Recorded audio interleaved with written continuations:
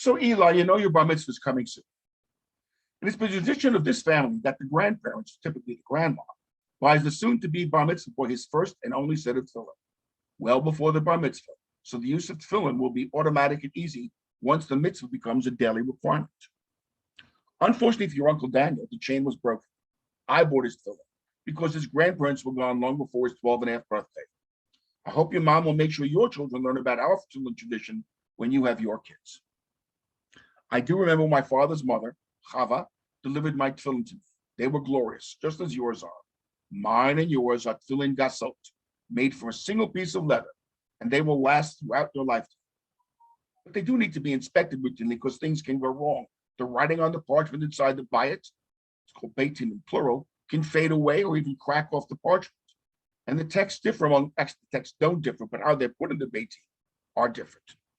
The tefillin shel yad of the hand, which are the tefillin we put on first, contain 4 sets of verses from the Torah on a single piece of parchment.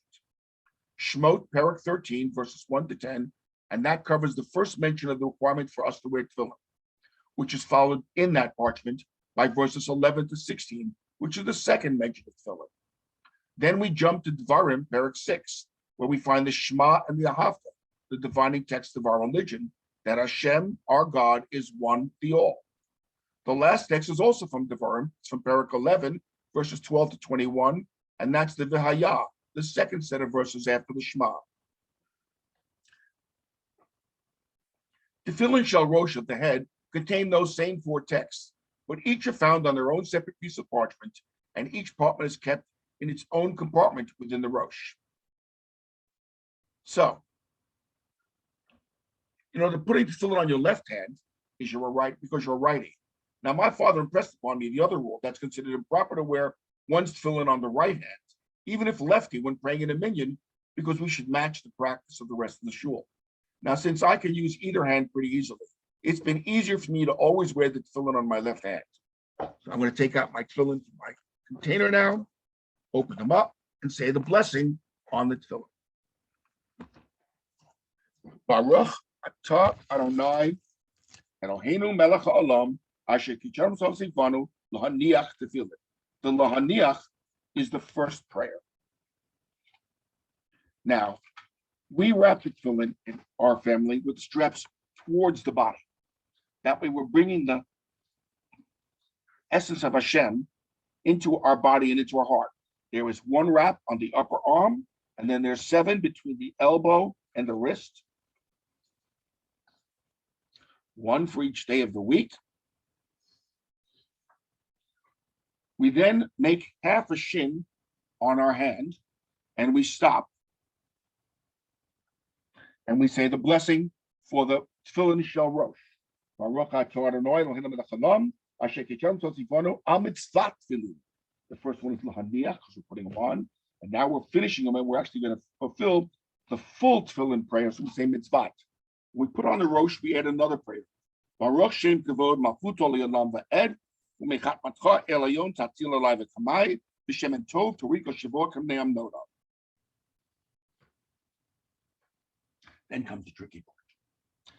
Here we make a shin and a yud on our middle finger with an additional wrap that makes a dalet, and that finishes also the big shin on the hand. We wrap the entire rest of the tefillin on the middle section, and we put it underneath to keep it in place.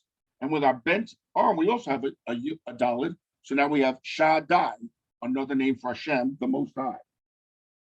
But, which I didn't say when I put this on, there's a special prayer when we wrap it around our fingers. It is the same prayer we say when we get married. Ve'dasticha li li'olam. Ve'dasticha li v'tzedek mishpat v'chesed rachamim. Ve'dasticha li v'emunah v'adata et Adonai. Now, I'll put it on again. Now we're ready to begin our morning prayers. Now, before we do that, there's an appropriate story about our morning prayers that I will share with you. When I was about 10 years old, one of the rabbis at Hank provided me with a condensed version of Shacharit that I could say every day, one that would actually cover the requirements of the mitzvot, but still not take too much time out of my day. By the time I was wearing tefillin, the entire situation didn't take more than 11 or 12 minutes, except on holidays. when we have to add extra prayers like Hallel and Musaf, but then we don't wear tefillin. So the time it takes to don the tefillin takes a good portion of the same time that we do Hillel and Musaf. Okay, and we're saying Shacharit, the morning prayers. And then we say the morning brachot for which we stand. And they're on page 14 and 15 of your Siddur. And they conclude with Yehi Ratzon. Then we jump to page 34 for the Mizmor Shir, one of the Psalms of the day.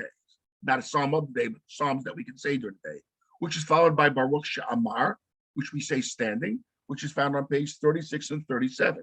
The tzitzit that we're wearing, or talit when you get married, are wrapped about a finger, and we kiss the strands when we complete the Baruch She'amar and unwrap our finger.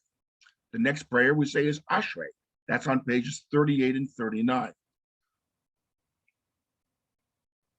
When we reach the Peh verse, we use the strap of the Rosh, touch the bayat of the Yad, and kiss the strap.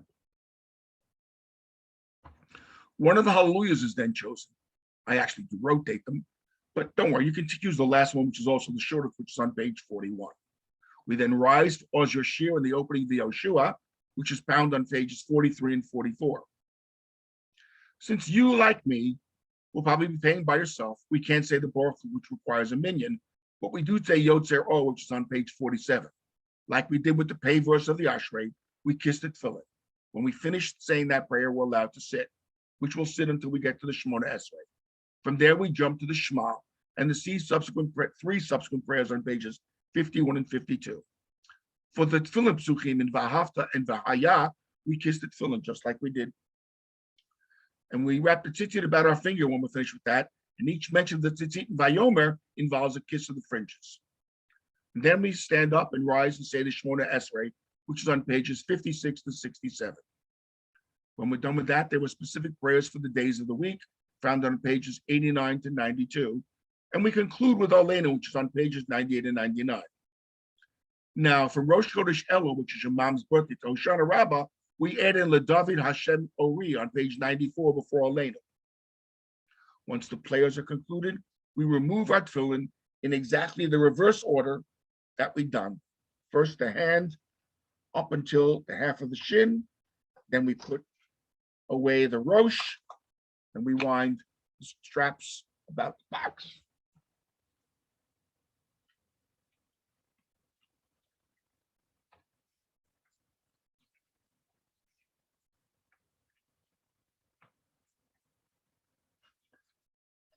And then we put the tefillin shel rosh, the head tefillin, on the right-hand side in our tefillin bag, because we're always going to reach for the left-hand side first to remind us we're taking for our left hand, and we take it right. And then we unwrap the entire thing off our hand, and then we put this in the special box that's provided, like here.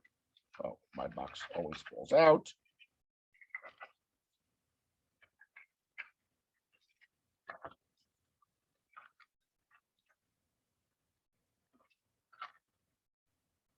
And I have found that you can wrap 7 times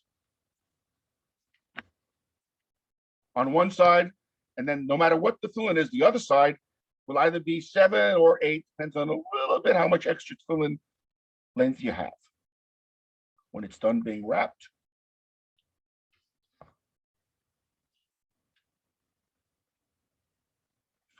put this on the left-hand side of the tefillin bag,